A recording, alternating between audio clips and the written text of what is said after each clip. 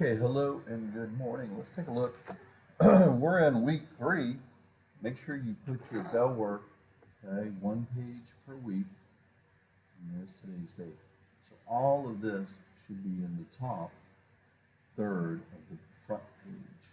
All right, let's take a look. Formulas for standard deviation. Well, standard deviation indicated by rho is going to be x minus the average divided by n minus 1. It's the summation of that and then the square root of all of that. I'm pretty sure I got that correct. I'm going to double check it. Your z-score, on the other hand, is going to be x minus the average divided by rho. And that gives you the z-score. Well, what is standard deviation? Standard deviation is the average distance to the mean. So this one is the average distance. It's an average to the mean.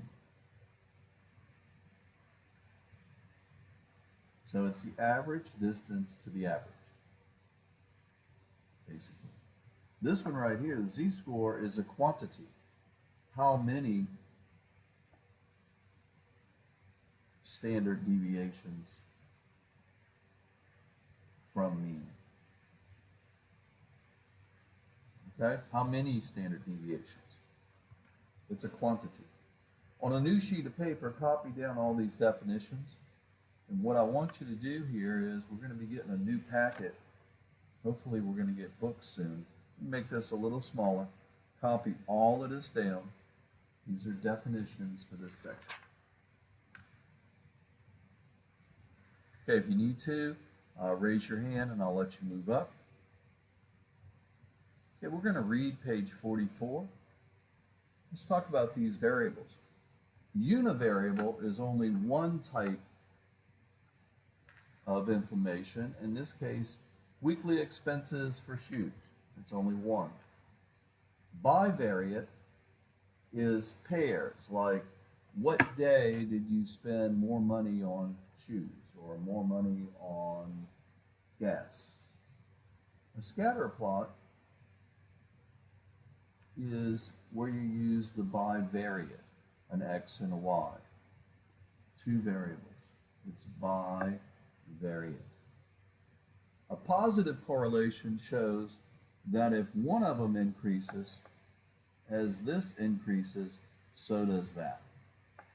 That would be a positive correlation. So if you look, if you have a scatter plot, which is what we're doing, and it shows that it's going up, an upward trend, it may decrease a little bit, but the trend is going up. So that would be a positive correlation. A negative correlation, let's say this one increases, but the other one decreases. So it starts way up here, but you can see the pattern where it starts to decrease.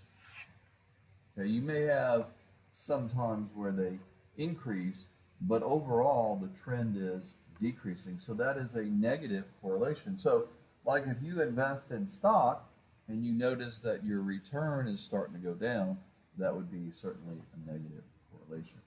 A casual relationship is where one causes a change in the other. Okay, so for example, as gas prices increase, the amount of gas that someone buys probably decreases. So the casual relationship would be there. Now the one that's causing the change right here would be the increase in gas prices. So as prices increase, quantity decreases. So the explanatory variable would be prices of gas, and the response would be less gas purchased per gallon, okay, or barrel. All right, so let's take a look now. We're going to look at example 1. So go to page 45, and this is going to be a new packet, so make sure you get the new one. All right, so on page 45, let's take a look here. And we're going to read this one. And let's take a look. You see how this is bivariate? Now notice the lowest score here, or the lowest amount, is 205. So they started at 200. And then the lowest one on the other one was in the 30s, so they started on the 30s. And you can see that this is a scatter plot, and it's a positive correlation. Let's take a look at the next one. Example 2, this is a negative correlation because it's going down. They put the boxes of contact lenses purchased, and as the price per box decreases, the amount that you purchase increase. So that's an inverse relationship. That is a negative. But in actuality, it's kind of like a positive in a way, because the more you buy, the cheaper it is. Okay, so as the amount you purchase increases, the price per box decreases. And that's pretty much the way it works. Even when you buy something like laundry soap. Okay, let's take a look at example 3. We're going to read this one. You can see that this one, generally, let's see what they say, a positive correlation because it's increasing. And we're going to read through that one. And then finally, example 4 is no relationship. Look at it. I mean, I can't put a line going up. I can't put a line going down. There's just really no relationship. And we're going to read that one as well. Let's turn our attention in just a second. Your assignment is page 51. Write this down. And I want you to draw the graphs. They don't have to be perfect, but I want to see something. 1 through 7. And paraphrase the questions. And there's your work for today. We're going to turn our attention now to 7th period. 7th period, I want you to factor these. Let's take a look at it.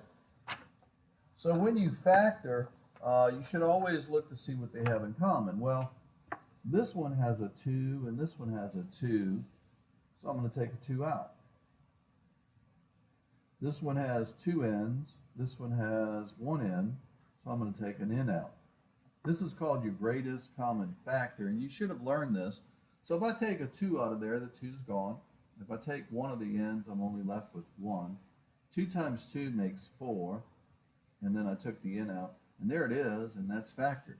And that's the greatest common factor. However, this is what we're doing today, and you have to be able to factor so we can get back to the book. So I have a worksheet for today. So take a look. There's a chart that you need to know, so write this down. Positive and a positive will be 2 positives.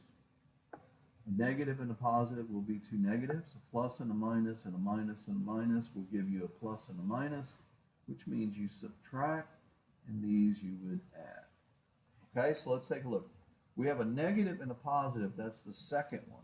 And now don't confuse it with this one. This is different.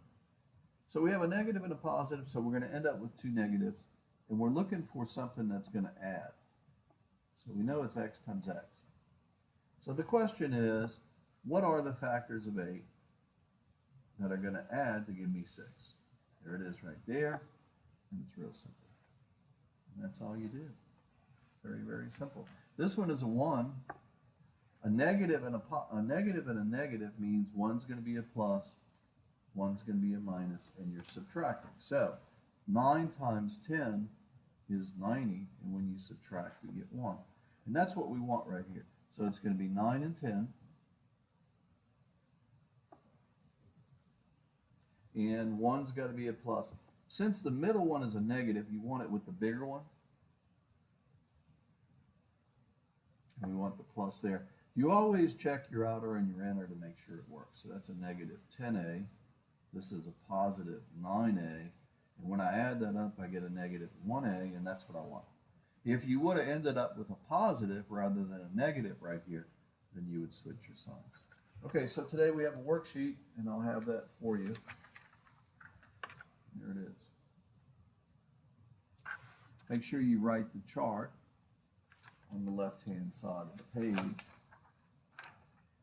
Any of them that have a number in front, we're going to save that for tomorrow. Okay. Only work the ones that have a 1 in front of you. Here we go. Have a good morning.